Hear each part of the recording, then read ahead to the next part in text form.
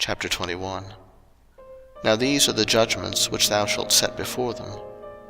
If thou buy an Hebrew servant, 6 years he shall serve, and in the 7th he shall go out free for nothing.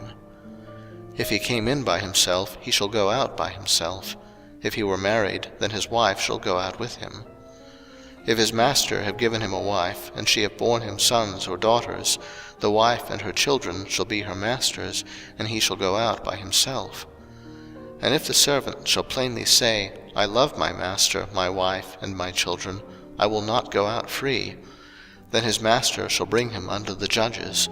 He shall also bring him to the door, or unto the doorpost, and his master shall bore his ear through with an awl, and he shall serve him for ever. And if a man sell his daughter to be a maidservant, she shall not go out as the men servants do. If she please not her master, who hath betrothed her to himself, then shall he let her be redeemed. To sell her unto a strange nation he shall have no power, seeing he hath dealt deceitfully with her. And if he have betrothed her unto his son, he shall deal with her after the manner of daughters. If he take him another wife, her food, her raiment, and her duty of marriage shall he not diminish. And if he do not these 3 unto her, then shall she go out free without money. He that smiteth a man, so that he die, shall be surely put to death. And if a man lie not in wait, but God deliver him into his hand, then I will appoint thee a place whither he shall flee. But if a man come presumptuously upon his neighbour to slay him with guile, thou shalt take him from mine altar, that he may die. And he that smiteth his father or his mother shall be surely put to death. And he that stealeth a man, and selleth him, or if he be found in his hand, he shall surely be put to death. And he that curseth his father or his mother shall surely be put to death. And if men strive together, and one smite another with a stone or with his fist, and he die not, but keepeth his bed, if he rise again, and walk abroad upon his staff, then shall he that smote him be quit, only he shall pay for the loss of his time, and shall cause him to be thoroughly healed. And if a man smite his servant or his maid with a rod, and he die under his hand, he shall be surely punished.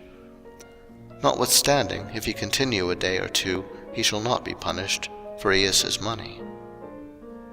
If men strive and hurt a woman with child, so that her fruit depart from her, and yet no mischief follow, he shall be surely punished according as the woman's husband will lay upon him, and he shall pay as the judges determine. And if any mischief follow, then thou shalt give life for life, eye for eye, tooth for tooth, hand for hand, foot for foot, burning for burning, wound for wound, stripe for stripe. And if a man smite the eye of his servant or the eye of his maid, that it perish, he shall let him go free for his eye's sake. And if he smite out his manservant's tooth or his maidservant's tooth, he shall let him go free for his tooth's sake. If an ox gore a man or a woman, that they die, then the ox shall be surely stoned, and his flesh shall not be eaten, but the owner of the ox shall be quit.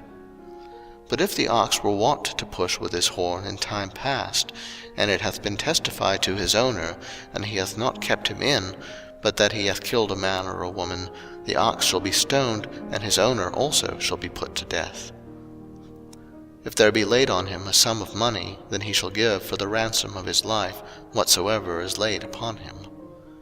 Whether he have gored a son, or have gored a daughter, according to this judgment shall it be done unto him. If the ox shall push a manservant or a maidservant, he shall give unto their master 30 shekels of silver, and the ox shall be stoned. And if a man shall open a pit, or if a man shall dig a pit, and not cover it, and an ox or an ass fall therein, the owner of the pit shall make it good, and give money unto the owner of them, and the dead beast shall be his. And if one man's ox hurt another's that he die, then they shall sell the live ox, and divide the money of it, and the dead ox also they shall divide. Or if it be known that the ox hath used to push in time past, and his owner hath not kept him in, he shall surely pay ox for ox, and the dead shall be his own.